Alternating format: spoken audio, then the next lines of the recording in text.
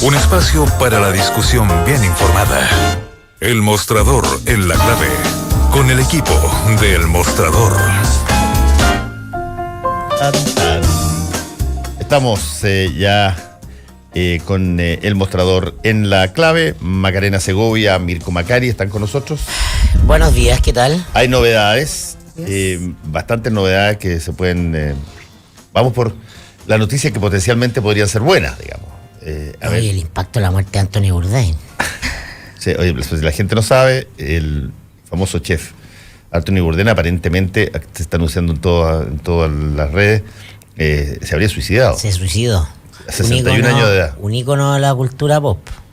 Sí, pues. Uno lo gozaba.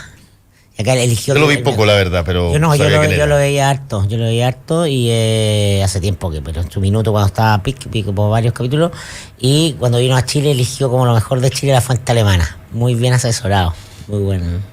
Para una persona que tenía como misión laboral viajar y comer. O sea, chuta, Diego, la depresión debe ser una cosa muy fuerte, muy potente, y los problemas tienen que ser muy grandes para que alguien que tenga una profesión que teóricamente, por lo menos desde fuera e injustamente, es casi un paraíso. La procesión que se lleva adentro es una cosa muy brutal. La vida perfecta en teoría, pero no existe la vida perfecta. Exacto. No, quizás mucha soledad también. Por eso mismo. Tanto viaje solo. Macarena, volvamos a el Chile que tiene otras tareas laborales. Al Chile endeudado. Al Chile endeudado. Veamos, a ver, se ha anunciado una nueva fórmula que a ver si es que esta vez es definitiva o esta vez se termina con el CAE. ¿Cómo tú lo escribiste sobre ello? ¿En qué consiste el nuevo CAE? Es un nuevo crédito un nuevo sistema de crédito solidario, que no solamente elimina el CAE, sino que elimina al mítico Fondo Solidario que muchos no pagaron, sobre todo aquellos que estudiaron en los 70, 80. Hubo muy poco financiamiento de retorno en ese crédito, que también financia las universidades del CRUCH, o sea, las tradicionales. Y además elimina el CAE, un sistema que tiene alrededor de, yo creo que ya debería estar en más de los 930.000 estudiantes que están endeudados con el sistema de CAE. La última cifra del año pasado es de 873.000. Y apunta a eliminar este sistema, pero finalmente es eliminar a la banca de por medio. O sea, sacar al sistema privado que fue instaurado en el año 2005, que fue como el gran legado que dejó Vitar, y cuyo objetivo era aumentar el acceso a la matrícula, pero que se les demandó un poco de las manos, y en vez de tener un aumento de unos 500.000 máximo en 15 años, después de 10 años ya tenía más de 800.000. Entonces, la idea es sacar a la banca, que ha sido lo más criticado abiertamente, hasta hay una comisión investigadora con respecto a eso, y lo que hace el nuevo crédito es tener una tasa de interés de un 2%, que era lo que actualmente tiene el CAE y el Fondo Solidario, sacar a la banca como intermediario, y también disminuir el periodo de pago del crédito de 20 a 15 años. O sea, actualmente el CAE tú lo pagabas en 20 años, ahora eso se rebaja a 15, pero el solidario tú después de los 12 años te absorbías la deuda. Entonces ahí se aumenta a 15. Y por otro lado también lo que hace, que lo encuentro uno de los puntos más interesantes pero más complejos, es que ofrece a todos los estudiantes CAE, o sea, casi 1 millón de estudiantes, pasar al nuevo sistema.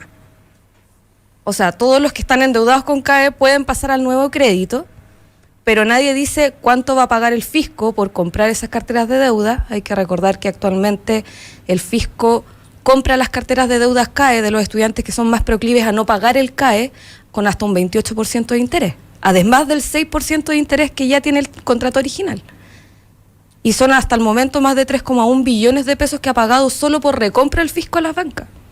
Entonces hay que ver si es que quizás en un año, si es que todos estos estudiantes que están actualmente en el sistema CAE pasan al nuevo sistema, cuánta plata va a ir directamente el fisco a la banca, sin que haya quizás un mayor acuerdo de que tiene que ser un menor porcentaje, porque actualmente es la banca más o menos la que estaba fijando a cuánto interés va a vender esa cartera que finalmente viene del fisco.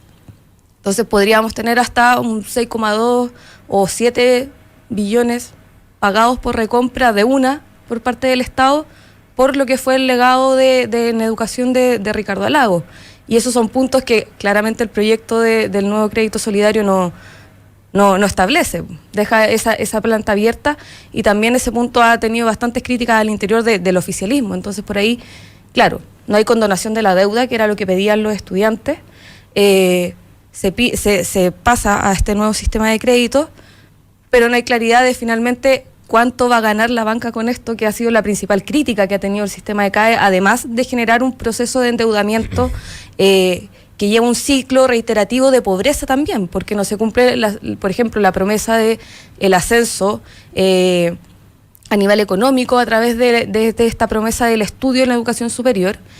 Se amplía la matrícula a través del CAE en el sistema educacional chileno, se profundiza el sistema también crediticio, el sistema de endeudamiento, y finalmente lo que tienes es alrededor de 600.000 estudiantes estudiando carreras que son sumamente precarizadas a la hora de salir al mercado laboral, que no tienen aseguradas plazas laborales, que tienen una media de retorno a nivel salarial de 500.000 pesos, que era más o menos lo que valían sus carreras mientras estaban estudiando, y por lo tanto lo que hace es profundizar el sistema de precarización de aquellos estudiantes que con esta promesa de poder estudiar en la educación superior iban a salir de la pobreza. Es lo que llama en la Fundación Sol en sus estudios anuales la mochila de la pobreza y la precarización que lleva el CAE en sí mismo, que hasta lo recogió el presidente Piñera en su discurso y dijo: vamos a terminar con esta mochila de deudas que significa el CAE.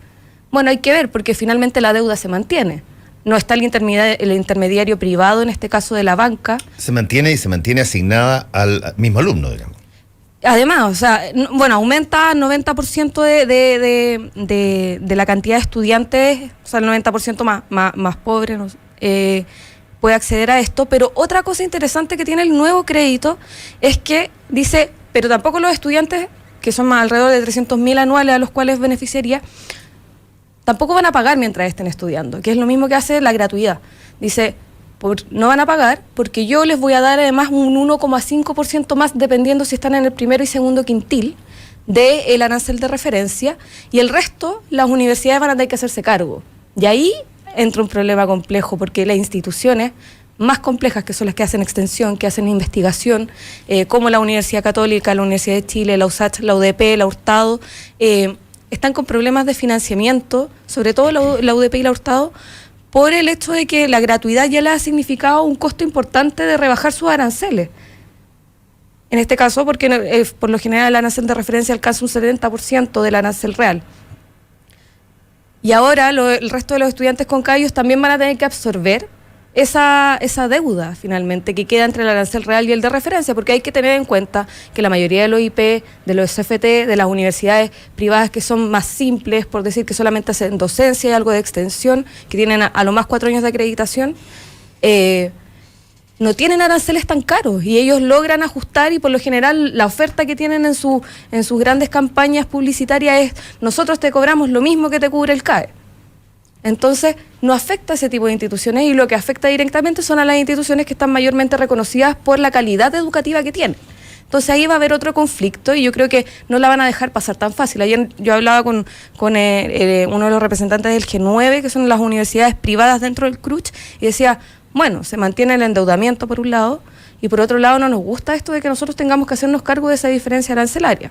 También es una forma de apretar un poco a las universidades y decirle: hey, no pueden cobrar tanto arancel, o sea, no pueden estar cobrando 8 millones, 7 millones por una carrera de medicina, o por ejemplo la Católica 4.800.000 por una carrera de periodismo. No pueden estar cobrando tanto. Pero ahí van a haber gallitos difíciles, y yo no creo que vaya a ser tan fácil que saquen adelante este crédito, porque además hay una comisión investigadora del CAE que tiene el ojo puesto en cuál es el rol que está cumpliendo la banca, y no va a dejar tan fácil pasar que, por ejemplo, les paguen 3,1 billones de pesos más a la banca en un año sin que nadie diga nada. O sea, la banca sale, pero la banca no pierde. No, pues la banca no pierde. El Estado se hace cargo del... El fisco, sí. Bueno, Sí. por eso se llama, y así le pusieron crédito con aval del Estado. Sí, pues el Estado se hace cargo.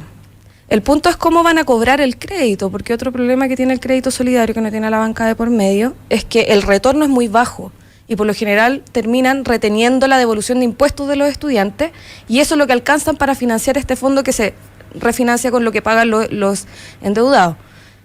¿Van a haber casas de cobranza de por medio? van a poder, por ejemplo, embargar bienes inmuebles como lo hace actualmente el CAE, te van a pasar a DICOM porque no pagas el nuevo crédito solidario. Todas esas son las grandes dudas que quedan detrás de esto y que finalmente es el fondo de lo que se critica por el hecho de mantener esta red de endeudamiento y que lo que hace de una u otra forma es endeudar más a estudiantes, no aumentar la gratuidad, porque el subsecretario de Educación ya dijo, es sumamente necesario que conviva el sistema crediticio con la gratuidad. Y por otro lado, también aumentar la cantidad de financiamiento directamente del Estado que va a dar a las universidades privadas, que son bastante criticadas también por la calidad que tienen. Y creo que esos son como los puntos claves que no van a ser tan fáciles. Chile sigue siendo sigue teniendo la educación superior más cara del mundo en promedio. Sí, se mantiene. Es que los aranceles también han ido creciendo. No tan disparados como fueron, por ejemplo, en los últimos 6 años atrás, en donde de repente de un año a otro había un 15% de media de aumento de arancel.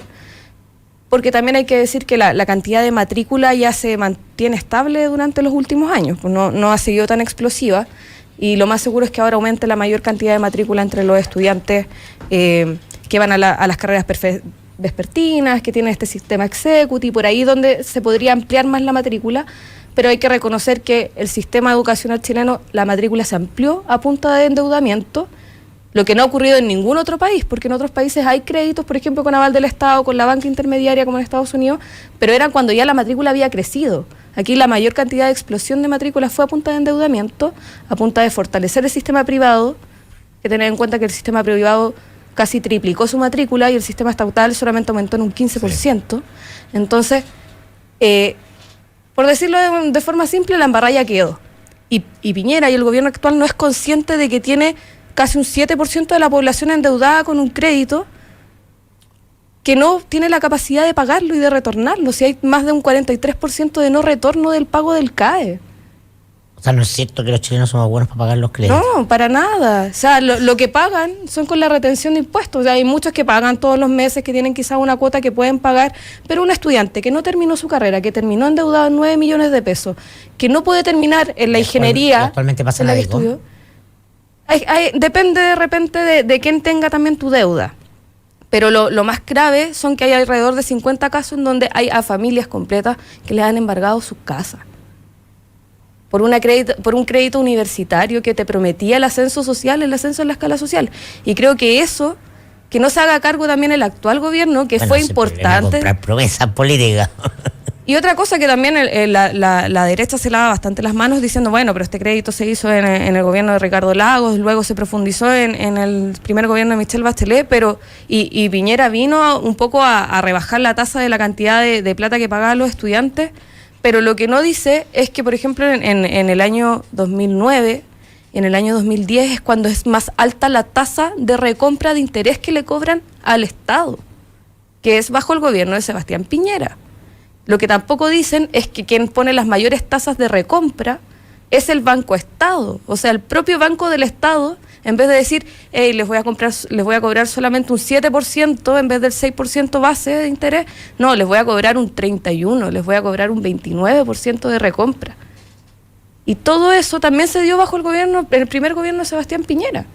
Entonces, todos se lavan las manos en la comisión, nadie habla, la SBIF no habla nada, absolutamente nada, dice nosotros no tenemos nada que ver, esto fue un trato entre el Estado y fue entre los bancos, nadie sabe también cuánto ofrecieron los otros bancos, cómo Ingresa decidió finalmente cuánto se iba a recomprar la cartera. Nadie dice que en el 2011, cuando Piñera rebaja el CAE, no era necesario que se hiciera una ley nueva para rebajar el CAE de un 6 a un 2%, sino que Ingresa tenía la capacidad de decir, hey, no, de ahora en adelante les van a cobrar un 2% a los estudiantes, sin hacer toda la parafernalia de hacer una ley de por medio. Y son cosas que no se saben y que yo creo que van a pasar a segundo plano con este nuevo crédito. Oye, ¿y cómo es la recepción en el Frente Amplio de este proyecto? Mirando que el Frente Amplio es un poco el heredero, la continuidad del movimiento estudiantil, una de cuyas principales demandas fue esta eliminación del CAE. ¿Cómo está? ¿Hay agua en la...? O sea, debería ser uno de los negociadores más importantes o la contraparte más importante. Son 19 votos importantes. Sí, pero desde el punto de vista cualitativo.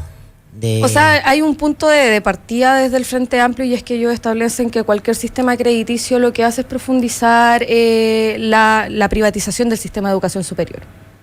Mientras se mantenga la lógica del voucher, mientras se mantenga el endeudamiento, nunca van a haber proyectos que ellos cuenten con la venia. Claramente agradecen la salida de la banca, pero también están todos estos puntos de fondo en donde no hay claridad de qué es lo que va a hacer, y por otro lado también perjudica a las universidades que tienen mayor calidad y mayor excelencia. Entonces, en ese lado no es un buen proyecto y no lo ven como un buen proyecto. Entonces, es difícil. Apunta al fondo de las demandas del movimiento o de la lógica de que...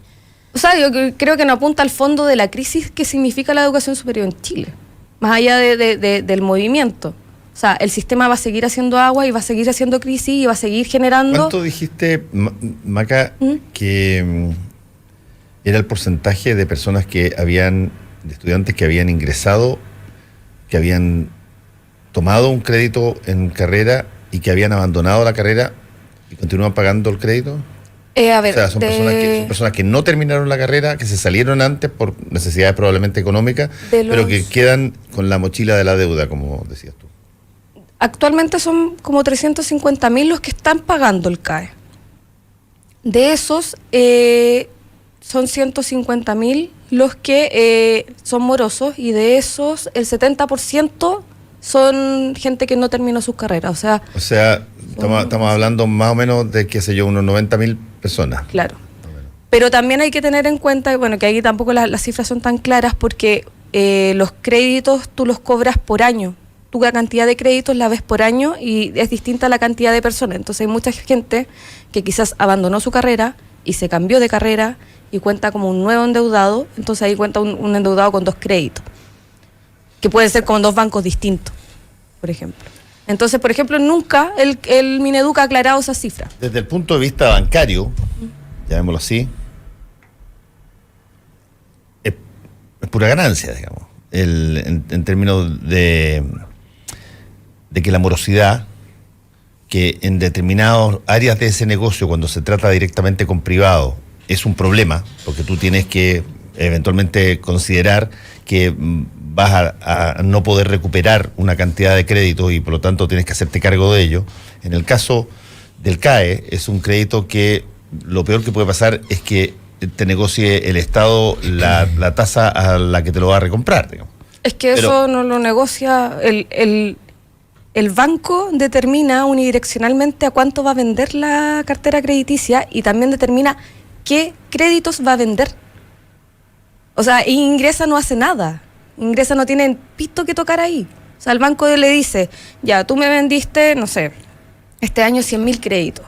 Y de esos 100.000 créditos, tengo 60.000 que tienen una muy baja tasa. No, bueno, actualmente revenden el 50%. Ya tengo 50.000 que no me van a pagar, o que estudian carreras en universidades que tienen muy mala retención de estudiantes, entonces estos son muy críticos, ya yo te voy a revender con un 25% de interés esta cartera al fisco el mismo año. Y el banco determina esa cantidad de estudiantes, el banco determina el interés que va a cobrar y el banco determina quiénes son los que va a revender. Entonces la banca actualmente, y esto es lo que uno intuye y lo que se ha podido también sacar a raíz de la comisión investigadora del CAE, es que los bancos han revendido los estudiantes que por lo general no van a pagar sus deudas. Y se quedan con aquellos que tienen mayor proyección de tener una buena carrera, de tener quizás un buen estatus socioeconómico de aquí en adelante y que van a poder pagar su deuda.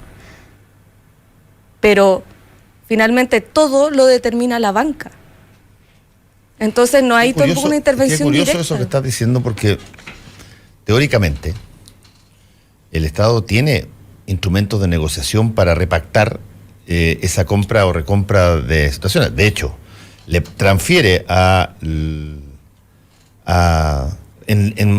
innumerables situaciones, le transfiere a la banca montones de ventajas o herramientas que son propias del Estado. De hecho, en situaciones de caída o en situaciones bajas que los bancos también tienen la obligación de mirar en el mediano y largo plazo, bueno, el Estado es un socio fenomenal. Por tanto, tú tienes, creo yo, mecanismos de negociación para que no te esquilmen como tú estás diciendo. Lo que pasa es que no es muy variada la cartera de bancos tampoco, que han querido ir metiéndose año a año Sí, en ¿cuántos el son CAE. esas? Otra pregunta. Son entre 9 y 6 los que se mantienen por lo general. Pero, por ejemplo, hay tres bancos que concentran el 90% de la cartera crediticia. Entre esos bancos Estado. Pero lo que hace y cómo funciona Ingresa y cómo se determinan los intereses es que todos los años van los bancos y presentan su propuesta de cuántos créditos van a recomprar y de qué interés. Entonces Ingresa ve y se supone que Ingresa debiese elegir el mejor postor. Pero de repente, por ejemplo, Banco Estado propone una recompra de un 25% de interés y Banco Falabella hay otras veces en donde, por ejemplo, ha propuesto una recompra negativa de interés. Y se escogen los dos. El punto es que va mucha plata del fisco a dar por el 25% porque siempre son 3 o 4 los bancos que se escogen. Hay veces en donde se ha declarado desierta también ese llamado, donde el Ingresa dice, no, sabes que no me conviene ninguno, no voy a aceptar ninguno, luego se hace una nueva oferta, pero finalmente Ingresa tiene que escoger 3 bancos o 4 bancos, porque si no, ¿cómo va a financiar en los años siguientes el crédito? Entonces es un amarre, y un amarre que se dio, y eso hay que aclararlo, un amarre que no se dio en la negociación inicial, que no pasó por el Congreso entre el 2002 y el 2005, que fue la tramitación de la ley, sino que fue cuando ya se había promulgado la ley y la banca dijo, hey, no, yo quiero tener esta potestad de poder tener esta capacidad de muñeca con usted, y se la cedieron en la primera parte del gobierno de Michelle Bachelet, que tampoco se sabe mucho. Entonces, hay como un montón... Hay una historia no contada del CAE. No, hay un montón de cosas. ¿Se sabe qué porcentaje histórico, digamos, desde el nacimiento del CAE? Probablemente los primeros años no fue tanto, pero ¿se puede determinar qué porcentaje de las gigantescas utilidades que han tenido los bancos es atribuible, por ejemplo, a las recompras por, como tú dices, intereses puestos por los bancos del CAE? No. Nunca ha sido transparentada. Pero debiera existir esa información. Debiera estar. Ellos siempre dicen que se han ido a la pérdida con el tema del CAE, que nunca les ha significado una ganancia, y es más, ahora la comisión investigadora pidió esa transparencia, pero nunca han estado los datos duros de finalmente cuánto es el porcentaje que le significa de ganancia o de pérdida anual, porque hay bancos que hay años en donde ellos han dicho, yo te voy a cobrar menos del interés que me debieses pagar, fisco. Sí, y probablemente perdieron. Claro. Pero se quedan también con este negocio que es mantener a un estudiante endeudado, y por lo general compran las carteras que son los que más pagan también. O en otro caso, un año en donde Falabella compró una cartera de estudiantes muy, muy precarizada y que se la compraron casi al 100% de vuelta. El fisco. Entonces, pero esa transparencia nunca ha estado. Y es, por ejemplo, uno de los puntos que pide ahora la comisión investigadora, y que al menos por la última declaraciones que dio la gente de la superintendencia de bancos no es tan fácil que lo den. O sea, quedan zonas de mucha arbitrariedad todavía en el... Sí. Hay que ver si el proyecto lo resuelve. O sea, yo creo que el proyecto no las va a resolver. Al menos yo, personalmente, se lo pregunté. Una cosa es el proyecto y otra cómo sea la discusión legislativa, o cuánta es que puede ser que eso pase por... la discusión legislativa. Es que puede ser que la discusión legislativa la dejen centrada en el nuevo crédito, y que esta otra traspaso de los anteriores estudiantes al nuevo sistema quede por detrás, porque ni siquiera está como reglamentado. O sea, yo le pregunté al Mineduc muchas veces, ¿a cuánto van a fijar la recompra? ¿A qué bancos les van a determinar las primeras compras? ¿Cuál va a ser la solución para los estudiantes que están morosos y para los estudiantes que no están morosos? Nunca obtuve ninguna respuesta de por medio, al igual que todas las bancadas parlamentarias y los senadores del oficialismo. O sea, hasta el miércoles no tenían idea de cómo iban a hacer eso. Entonces yo no sé si es que el gobierno no tiene noción de que eso va a ser, o en verdad están dejando la discusión para esconderla detrás, y que finalmente no entiendan que ese va a ser el gran negocio final con el sistema de educación superior antes de que se saque al sistema privado de por medio. Vamos a hacer una pausa en esta primera parte de El Mostrador en la Clave y volvemos. Hora clave. Son las 8:58 minutos. 92.9. Somos como tú. Somos la clave. Los que sabemos de café, conocemos el secreto. Hace más de 75 años que en Cabrales buscamos en las plantaciones los mejores granos para darte el mejor café como a vos te gusta. Tostado por manos expertas, de exquisito aroma y sabor y en todas las variedades. Cabrales es ideal para disfrutar en todo momento y lugar. Cabrales significa buen café. Encuéntranos en los mejores hoteles, restaurantes, cafeterías y supermercados del país. Pedí una demostración en cafecabrales.cl y descubrí por qué somos el café número 1 de la Argentina. Cabrales, dedicados al café. Para hacer un buen negocio, necesita ser un gran anfitrión. Para organizar un seminario productivo, debe elegir el lugar correcto. Visite Hotel Los Nogales y compruebe que superaremos sus expectativas. 5 salones de hasta 300 personas con equipos audiovisuales, estacionamiento y Wi-Fi de alta calidad. Cotice en hotelnogales.cl o al 223-356958. A 2 cuadras del Metro Estación Los Leones. Hotel Nogales, Los Nogales 741 Providencia. Y ahora se sube al escenario a recibir el premio a la más buenísima para llegar a jugar con los niños. Redoble de tambores. El premio va para Belén Orellana. ¿Y sabes para qué también es buenísima ella? Para tomar manantial. Y cuando lo hace porque tiene el auténtico sabor del agua. Y es buenísima, porque es la única agua chilena premiada con el Superior Taste Award 2017. Y es buenísima, porque la puedes tener en tu casa u oficina. Pídela en manantial.com.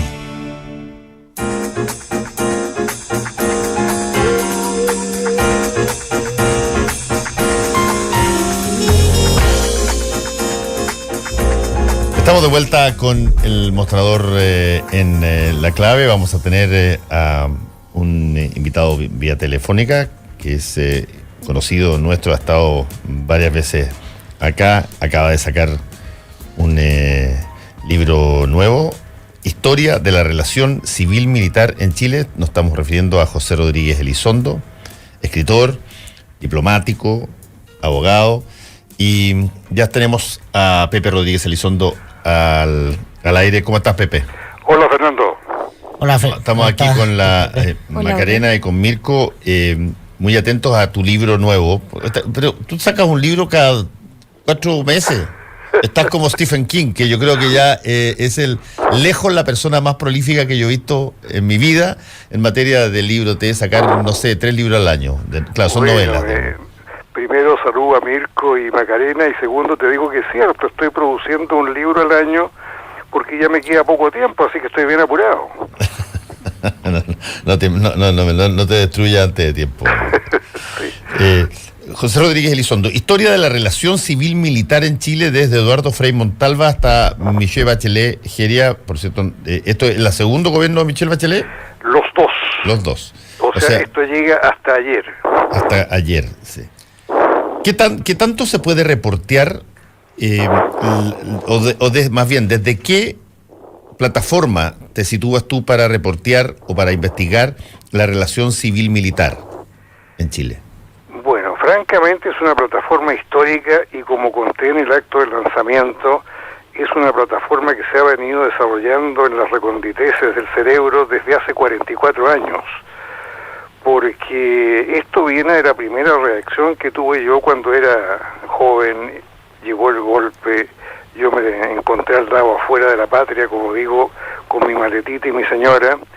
Entonces yo dije, caramba, he estudiado tanto la ciencia política, el derecho internacional, y nunca me fijé en los militares, que jugaron un papel absolutamente decisivo en la estabilidad de cualquier sistema político, dictatorial o democrático. Y ahí inconscientemente se forjó una estrategia real, la de acercarme en el exilio a los militares, de conocerlos, de interrogarlos. Y cuando estuve en Perú, que ejercí como reportero, como entrevistador durante 10 años, los tuve bastante a mano y conocí gente muy, muy importante de un ejército que tenía una gran tradición intelectual en sus academias, que era el ejército peruano de la Revolución Militar. Después me tocó estar como directivo de Naciones Unidas en España, y por mi cargo tuve un muy buen acceso también a oficiales militares intelectuales de alta jerarquía. Ahí recuerdo a Prudencio García, autor de libros muy, muy indispensables en el tema, Y así llegamos hasta el día de mi retorno al país, donde seguí con esta estrategia, pero de una forma natural. Ya tenía diálogo con militares e intelectuales forjados en la academia, y fui conociendo el mundo del ejército post-pinochetista, que es un ejército cuya jerarquía a veces se niega, como que sigue siendo el mismo ejército. De ahí viene la motivación profunda, digamos, personalísima de este libro. Déjame, Fernando, hacer una confesión. El concepto de subdesarrollo exitoso, que yo siempre estrujo como limón hasta la última gota, es un concepto que le pertenece a Pepe Rodríguez, ¿no? Que es un concepto de un libro que escribió sobre este sueño de lagos del país desarrollado del 2020, y entonces ahí lo conversamos, porque yo lo conocí a Pepe cuando yo trabajaba en el Mercurio, después fue columnista nuestro en La Nación Domingo, así que ahí hablábamos muy habitualmente sobre asuntos contingentes.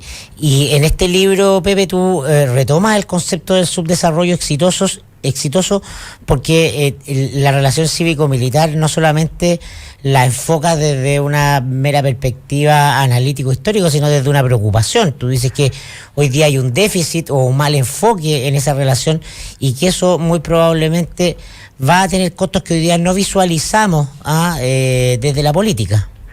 Exacto, yo parto de la base de que sin una buena relación entre el estamento militar, el estamento político y la ciudadanía en general, no podemos aspirar al desarrollo integral, al pleno desarrollo que venía proclamando Ricardo Lagos desde su momento y que vuelve a proclamar Sebastián Piñera. Sin eso vamos a tener siempre un subdesarrollo exitoso, que es el título del libro al cual tú aludías. Y por una sencilla razón, de que la democracia desarrollada supone una integración del elemento civil y militar. Por eso yo hablo de la relación civil-militar y no cívico-militar, que a mi juicio es otra cosa. Cuando estuve una vez invitado al Departamento de Estado de los Estados Unidos, cuando yo era director de Cultura de la Cancillería, tuve una experiencia muy notable en este sentido.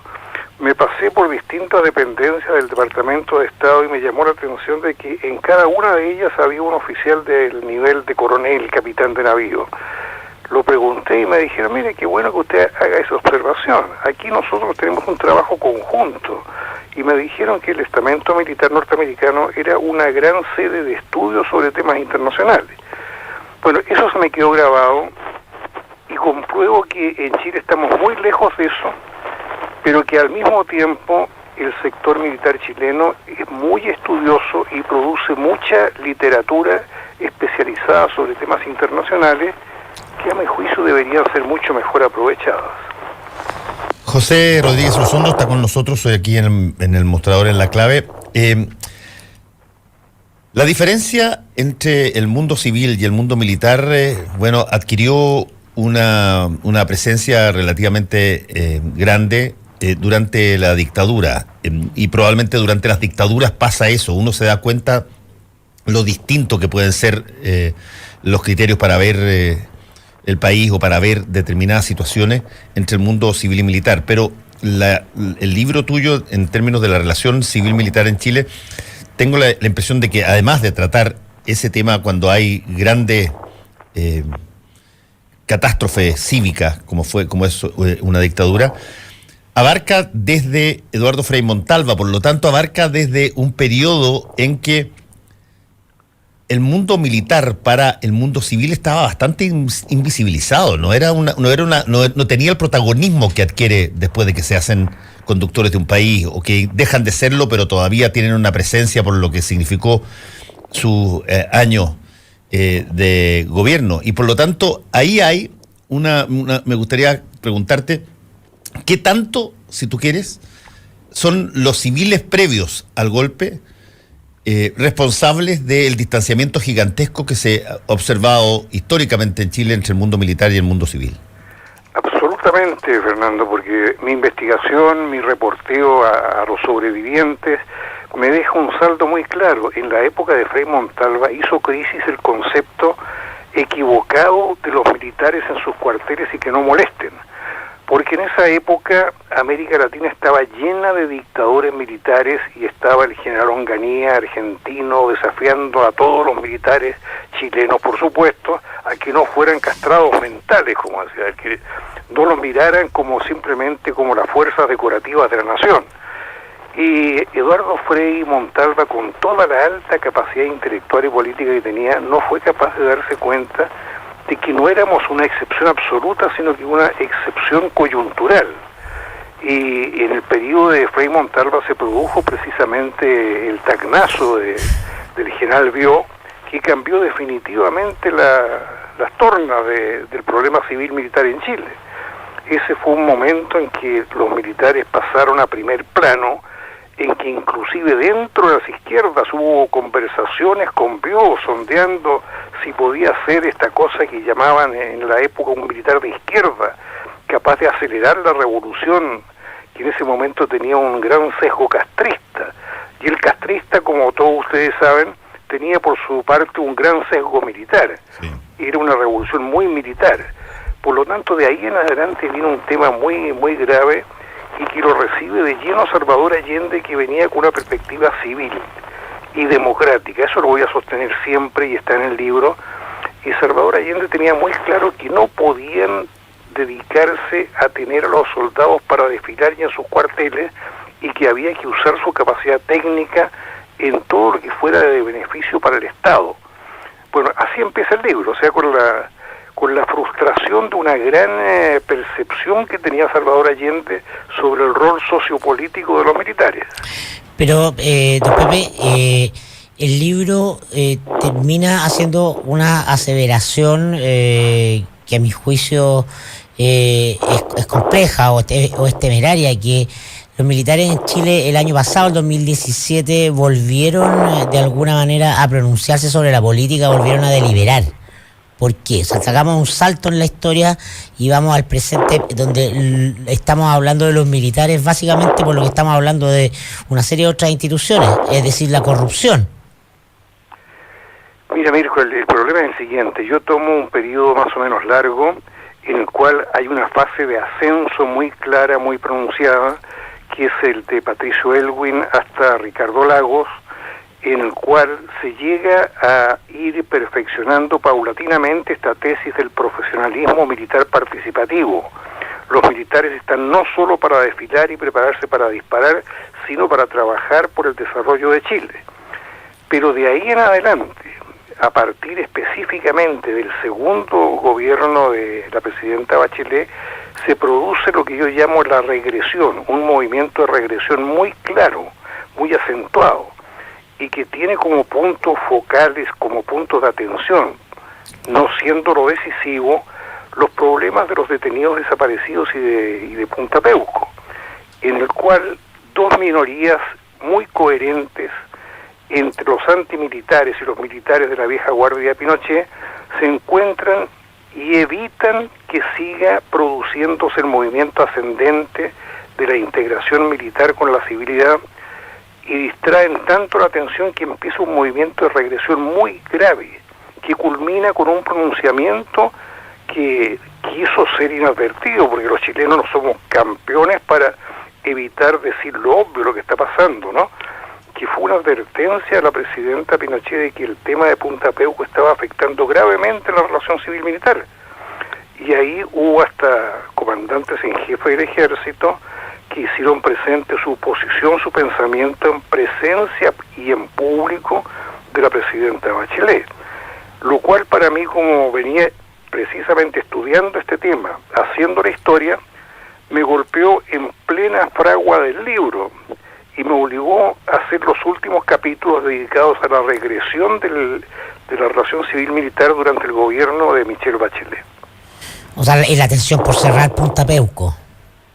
¿Cómo? La tensión esa tiene que ver con la agenda de cerrar Punta Peuco, que puede ser una de las razones por las cuales la presidenta lo dilató, hasta que finalmente fue imposible hacerlo de hecho.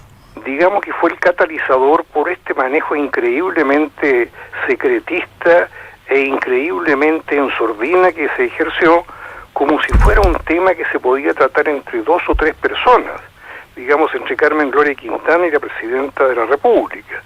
Por lo tanto, cuando tenemos un colectivo de cientos de miles de personas que está afectado por esta medida y que ni siquiera el ministro del ramo sabe de qué se trata hasta el último día del gobierno, entonces es evidente que se produce una reacción como diciendo, bueno, hagamos un téngase presente. Y lo que hicieron las 3 Fuerzas Armadas, que eso es lo importante, fueron las 3 Fuerzas Armadas, en los últimos tramos del gobierno de Michelle Bachelet, fue decirle al gobierno y por su intermedio a la civilidad, mire, parece que ustedes están exagerando la nota y estamos desperdiciando una gran oportunidad de haber tenido esta mejor relación que venía desde el gobierno de Lagos. Macarena.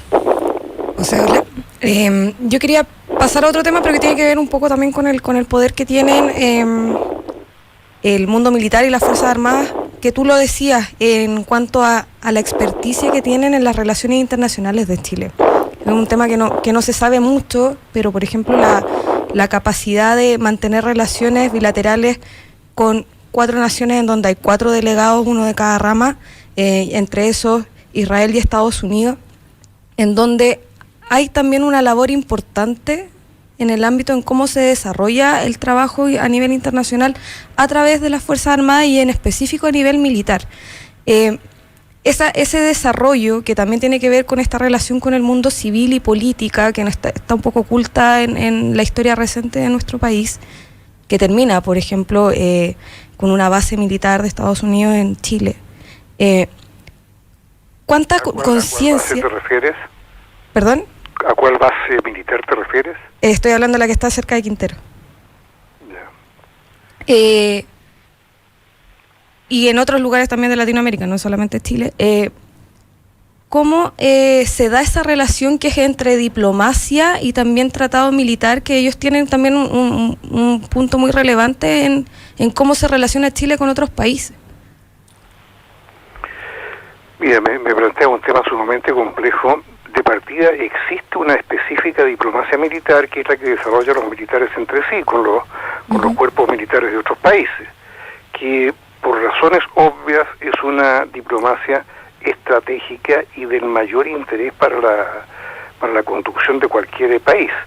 Pero existe lo que debe existir en forma normal y estructural, que es la relación diplomacia-defensa estructurada como trabajo conjunto en una democracia desarrollada, que eso es lo que yo postulo, en la cual no se tenga que depender de factores de inteligencia o de factores coyunturales para saber cómo estamos con los países vecinos, sino que los militares y los civiles trabajen conjuntamente en definir la línea continua que hay entre una política diplomática y una política de defensa. Eso nunca va separado, no hay una muralla china entre la diplomacia y la defensa. Es lo que yo académicamente planteo con mi tesis de las 3D. Primero, en caso de conflicto está el derecho, en segundo lugar está la diplomacia de negociación y en tercer lugar está la defensa disuasiva. Ese continuo no existe en Chile. Ese continuo en Chile por el manejo juridicista de la diplomacia, que es otro de mis grandes temas de mis libros, impide que exista una relación armónica diplomacia-defensa, lo cual significa que hemos invisibilizado la disuasión defensiva. Cuando hemos tenido conflicto, nosotros primero mandamos a los abogados. Como los otros países tienen abogados, no se produce acuerdo. Y en vez de llegar a la negociación diplomática, nosotros saltamos de inmediato a la Corte Internacional de Justicia. Es decir, no hemos dado ninguna oportunidad para que se incluya el factor defensa disuasiva dentro de la negociación. Esta es una complejidad diplomática muy notable que nos pone a nosotros por ausencia en un estadio bastante primitivo de la diplomacia. Don José, quería llevarlo justamente a propósito de la diplomacia a la política exterior chilena hoy. Ampuero versus el canciller venezolano. ¿Cómo lo está haciendo Ampuero? ¿Hay continuidad con la política exterior de Chile? ¿Qué complejidades tiene esta tesis de armar un bloque regional que tenga como objetivo prioritario la batalla con Maduro? Bueno, yo creo que hay un cambio que me atrevo a decir cualitativo en la diplomacia chilena, que significa pasar de la reactividad plena a una especie de liderato compartido. La reactividad significaba que nosotros estábamos dispuestos a asumir la posición mayoritaria de los países de la región en una época en que los que tenían el liderazgo eran los países del ALBA, con Hugo Chávez, con Correa en Ecuador, con Evo Morales en Bolivia, etcétera. Fue una posición muy opaca, muy gris de nuestra diplomacia y que justamente se transformó en una diplomacia de abogados, no una diplomacia de diplomáticos. La cuenta que dio el presidente Piñera la otra vez, y yo lo destaqué en una carta al Mercurio, tiene un concepto que me llamó la atención. En vez de limitarse a decir que tenemos plena confianza en la solidez de nuestras posiciones jurídicas frente a Bolivia, el presidente dijo algo así como: vamos a defender nuestro territorio, nuestro mar, nuestro aire con toda la fuerza de la historia, y agregó, y la fuerza de la ley y los tratados internacionales. Es decir, dio vuelta literalmente las tornas, no puso a los abogados delante, sino que puso al país. Esto coincide con el protagonismo que tuvo el canciller Ampuero en la reciente reunión de la OEA, en la cual realmente le vino de perillas esta agresividad del embajador venezolano. En el momento que se produjo esto, yo me acordé mucho de la época de Chávez cuando insultó a nuestro Panzer. Y en ese momento, desgraciadamente, nosotros no tuvimos una reacción como la que tuvo Ampuero. Es decir, Ampuero en este momento está representando un cambio cualitativo en la relación en un momento muy especial y asumiendo un riesgo, porque naturalmente, Mirko, tú comprenderás que no hay política exterior o que tenga iniciativa y que al mismo tiempo carezca de riesgos. Esto tiene riesgos, pero durante muchas décadas a Chile se nos pidió un mínimo de liderazgo intelectual en materia de política exterior.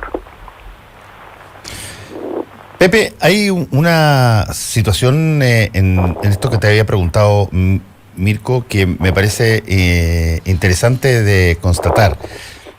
La OEA, que ha progresivamente generado una política de creciente aislamiento de la situación venezolana del gobierno de Maduro, ¿cuáles son los parámetros históricos, los parámetros recientes donde se puede corroborar una situación similar? ¿Por qué no actuó de la misma forma en el golpe blanco en Paraguay, ni en Guatemala, ni en otra? Yo entiendo que lo de Maduro es una cosa grave, humanitaria, y que se está cayendo hacia una situación dictatorial, lo que tú quieras. Pero ¿cuál es el estándar sobre la base de que esta importa más que las otras condiciones donde no se hizo nada? El estándar básico oscila entre escudarse en la reglamentación, en la ley, en el derecho, ver si hay o no espacio para que se produzcan las mayorías necesarias, y la iniciativa política de decir: este señor se salió de todos los marcos previos y existe o no existe la posibilidad de acusarlo, hay que tomar una ofensiva. Yo creo que eso es lo que pasó frente a la incontinencia de Maduro, digamos, a la brutalidad con que está ejerciendo su gobierno Maduro, que se sale de todos los límites y que está imitando a Chávez y a Evo Morales en su capacidad para insultar. Por lo tanto, no es gratis que él esté ahora apoyado por minúsculas islas del Caribe y que el 90 y tantos % de la ciudadanía de la masa latinoamericana lo esté condenando. Entonces, desde el punto de vista netamente político, poco puede importar de que no se reúnan los 24 votos. Lo que queda claro frente al mundo es que el 90 y tantos % de América Latina le dice no a Maduro. Ahora, eso tiene que influir, eso tiene que ser una base política muy importante, porque influye en lo económico, influye en los recursos, influye en la capacidad de negociación de un régimen. Es decir, el daño que le está haciendo Maduro a su propio pueblo se está evidenciando Él está tratando de hacer lo mismo que hizo Fidel Castro, que desde su isla dijo, bueno, que se vayan los cubanos que no están conmigo, mejor para mí. Pero era una isla. Aquí Maduro está expulsando cientos de miles de personas a los demás países. Sí. Es decir, son excedentes de población venezolana expulsados por un dictador, y frente a lo cual, desgraciadamente, está influyendo en un sentido muy negativo en los sistemas democráticos de los demás países, donde todavía no tenemos izquierdas capaces de decir que las dictaduras son condenables, sean de derecha o de izquierda. José, ¿qué pasa con esa misma línea y con con la cantidad de migrantes que está dejando la situación que se vive en Venezuela? Porque por un lado, claro, la política exterior de Chile demuestra esta posición sancionatoria a la situación que se vive allá, pero por otro lado, la legislación interna a la hora de modificar o de hacerse más amable con aquellos que están migrando por la crisis que vive el país, en vez de hacerse más flexible, de tener una posición más humanitaria, toma una posición que es mucho más dura a la interna. ¿Cómo se ve esa dicotomía entre lo que dice para afuera el canciller y de cómo se está reglamentando también la migración en específico con los venezolanos en Chile? Bueno, porque precisamente es eso lo que estaba tratando de explicar, en el sentido de que la dictadura de Maduro, al deshacerse de sus excedentes de población política, de sus enemigos políticos, está provocando graves problemas a los países vecinos. No es gratis que le caiga a un país vecino una lanchada de 100.000 emigrantes que vienen a buscar trabajo, a competir con los trabajadores locales, porque ahí se provoca lo que tú estás diciendo. Por una parte, la reacción política de recusar estos procedimientos de la dictadura, y por otra parte, el problema interno de cómo diablos hacemos para acoger a todos estos miles de inmigrantes que no podían estar contemplados en ningún cálculo presupuestario. Entonces las cosas en la vida no son en blanco y negro, no son decir yo apoyo la democracia venezolana y recibo a todos los inmigrantes venezolanos porque también nos recibieron a nosotros cuando fue el golpe de Pinochet. Esas son declamaciones políticas. La realidad tiene todas estas constricciones según la cual se provocan brotes de nacionalismo extremista dentro de los países que reciben exiliados, se provocan problemas sociológicos, se provocan problemas de economía. Y todo eso porque hay un señor que está gobernando un país de una manera que no corresponde a las pautas de la civilización ni de la democracia. Sí. Pepe Rodríguez Elizondo, una última cosa te quiero preguntar sobre ya de nuevo tu libro, la historia de la relación civil-militar en Chile. ¿Existen casos que tú hayas podido constatar parecidos al nuestro? Es decir, una sociedad que se jactaba, a pesar de que no es tan real en la realidad, pero se jactaba de tener una suerte de estabilidad democrática muy larga y que tiene un quiebre muy gigantesco que divide la apreciación entre civiles y militares muchas veces. ¿Cómo se recompone eso? ¿Hay situaciones donde hay una recomposición armónica de dos visiones tan o aparentemente tan disímiles como la militar y la civil? Bueno, yo viví dos experiencias muy notables. Una en el Perú post Velasco Alvarado, cuando el general Morales Bermúdez, que se definía como el jefe de una dicta blanda, él decía, sí, yo soy un dictador, pero la vía es una dicta blanda, ¿no?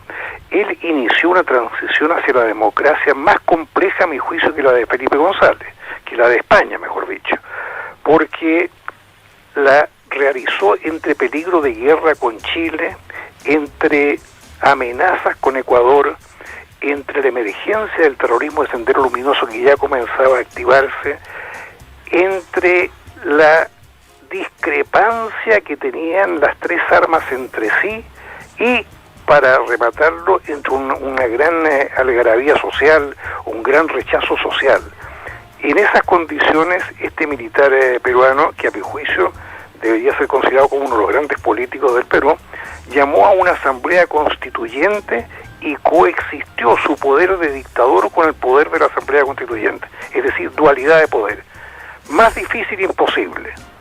Y con esa posición Morales Bermúdez por 2 veces impidió una guerra contra Chile.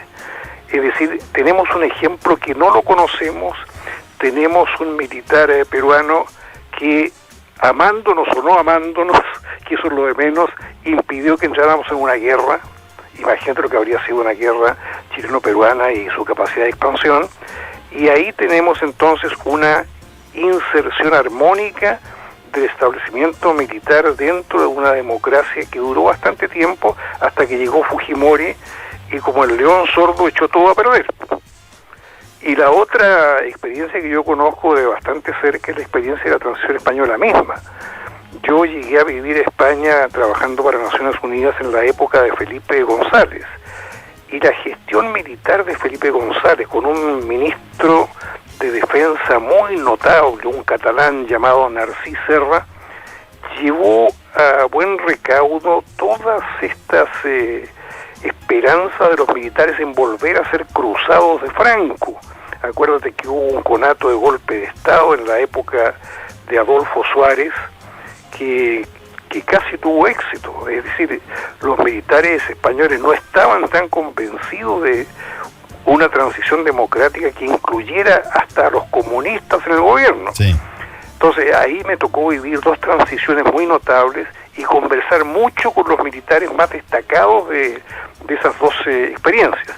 Yo fui muy amigo del general Edgardo Mercado Jarrín, que era el militar más intelectual del ejército peruano, y fui muy amigo de Prudencio García y de otros altos militares cuando yo trabajaba para Naciones Unidas en España. Bueno, queremos agradecer a José Rodríguez Elizondo una vez más su libro recién salido del horno, Historia de la Relación Civil-Militar en Chile, desde Eduardo Frei Montalva hasta Michelle Bachelet Geria. Está disponible y te deseo lo mejor, Pepe, que te vaya muy bien. Muchas gracias, Fernando. Chao, Mirko. Chao, Macarena. Chao, chao. Ya, ¿nos tenemos que ir? Así es. Agradecemos a Mirko y a Macarena. Adiós. Tengan ustedes un buen viernes. Actualidad con ojo crítico, información desde distintos puntos de vista y discusión bien informada. Fue El Mostrador en la Clave, con el equipo de El Mostrador y Combinación Clave. 4 años siendo parte de los cambios. Ayer, Sebastián Piñera ganó inapelablemente. Alrededor de las 8 de la noche,